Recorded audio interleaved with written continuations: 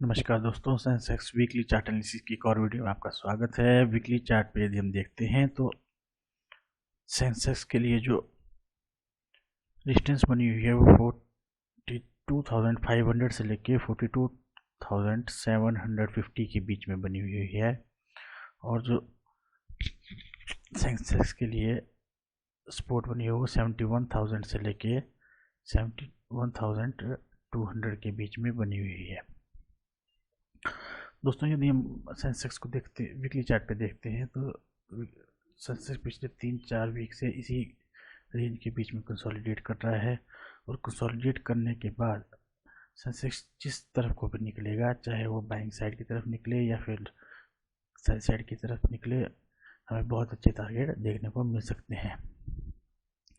दोस्तों, यदि हम सेल साइड की तरफ बात करें, जो हमारे पास स्ट्रॉन्ग सपोर्ट बनी हुई है वो 68,000 के आसपास की बनी हुई है।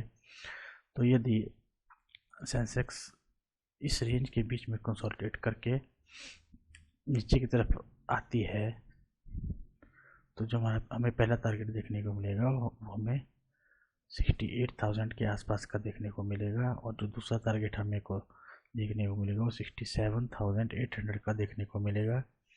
और तीसरा टारगेट हमें 67,400 के आसपास का देखने को मिल सकता है। दोस्तों, यदि हम बाइंग साइड की तरफ बात करें तो ये जो हमारे पास 72,500 से लेके 72,750 के बीच में 71,750 के बीच में जो हमारे पास रेंज बनी हुई है,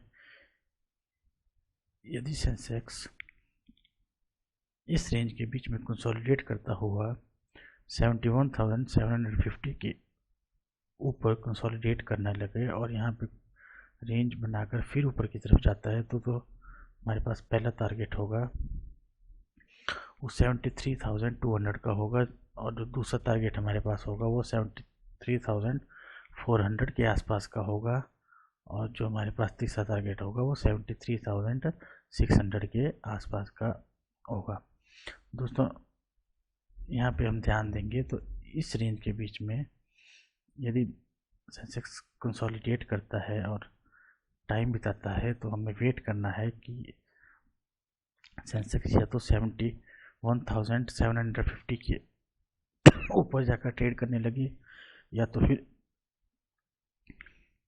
71,200 के नीचे या 71,000 से नीचे की तरफ ट्रेड करने लगे तो हमें सेल साइड की तरफ अच्छे टारगेट देखने को मिल सकते हैं। दोस्तों, यदि हम 15 मिनट चार्ट टाइम फ्रेम पे सेंसेक्स को देखते हैं, यदि हम 15 मिनट चार्ट टाइम फ्रेम पे सेंसेक्स को देखते हैं तो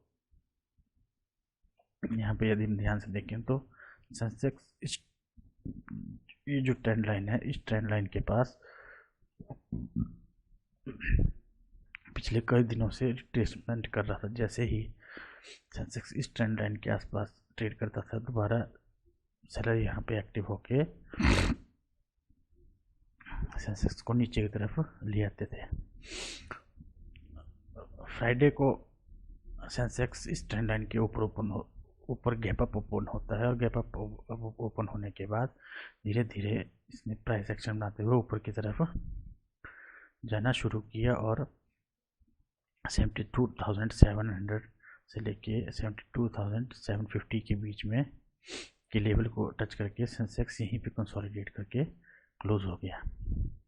दोस्तों, मंडे के लिए हमारे पास बेस्ट सिनेरियो यही रहेगा कि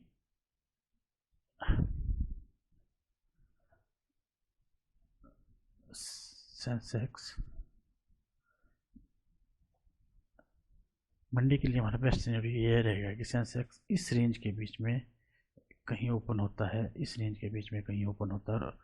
ओपन होने के बाद यहाँ पे 10-15 मिनट कंसोलिडेट करता है। कंसोलिडेट करने के बाद यदि ये 72,750 के ऊपर ट्रेड करता है या टाइम बिताता है और फिर ऊपर की तरफ जाता है तो इस यहाँ हमें बाइंग साइड की तरफ बहुत अच्छे टारगेट देखने को मिल सकते हैं। दोस्तों, यदि हम सेल साइड की बात करें तो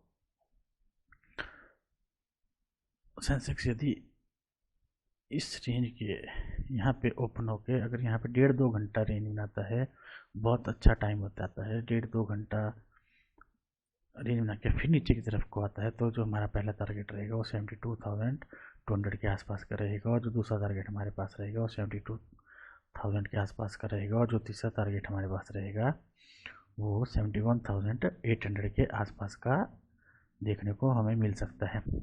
दोस्तों इस रेंज का ज़रा ध्यान रखिए, क्योंकि बैंक निफ्टी सेंसेक्स यहाँ पे फ्राइडे को बहुत अच्छा टाइम बिताया है सेंसेक्स ने यहाँ पे, यदि आप ध्यान से देखें। और इस रेंज को के बीच में यदि सेंसेक्स कंसोलिडेट करता है और रेंज बनाता है, तो इस रेंज के बीच में हमें बिल्कुल भी ट्रेड नहीं करना है। यदि हम इस रेंज के बीच में ट्रेड करेंगे तो हम ट्रैप हो सकते हैं। हमें वेट करना है कि यदि कि बाइंग साइड की तरफ यदि 72,750 के ऊपर जाकर सेंसेक्स कंसोलिडेट करे और रेंज में और फिर ऊपर की तरफ निकले, तो यहाँ पे हमें बहुत अच्छे टारगेट देखने को मिल सकते हैं। और नीचे की साइड यदि सेंसेक्स 72,400 के आसपास कंसोलिडेट करना शुरू करे और यहाँ पे टाइम बिताए और फिर नीचे की तरफ आए, तो यहाँ भी हमें अच्छे टारगेट देखने को मिल सकते हैं। दोस्तों यदि मेरी वीडियो आपको अच्छी लगे तो लाइक और सब्सक्राइब जो करना। मिलते हैं नेक्स्ट वीडियो में। बाय।